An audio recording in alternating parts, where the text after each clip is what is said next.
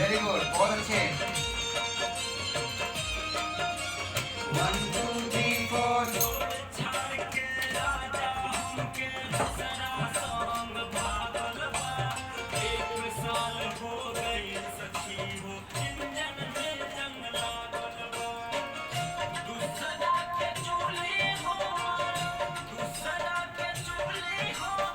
Hello, चूल्ही नहीं, चूल्ही पूरा क्लियर बोलिए और ऊपर थोड़ा सा गाइए।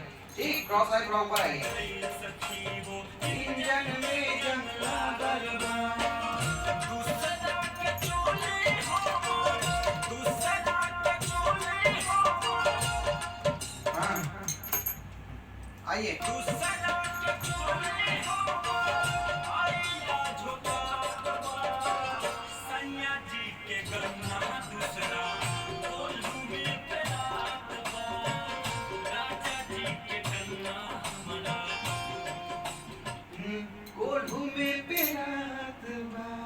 ये चीज लेना है लास्ट में। ठीक,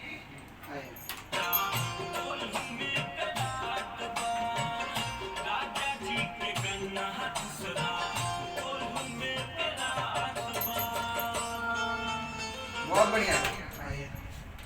ये फर्स्ट टाइम वाला फिर से आ जाइए थोड़ा दम के साथ। 1 2 3 4। छोड़ छाड़ के फटाक दे नहीं, थोड़ा उसको हल्का सा लंबा करो। 1 2 3 4। छोड़ छाड़ के राजा हमके दूसरा सॉन्ग भागल। कहाँ से? थोड़ा और ऊपर से गाओ दम लगा के। आइए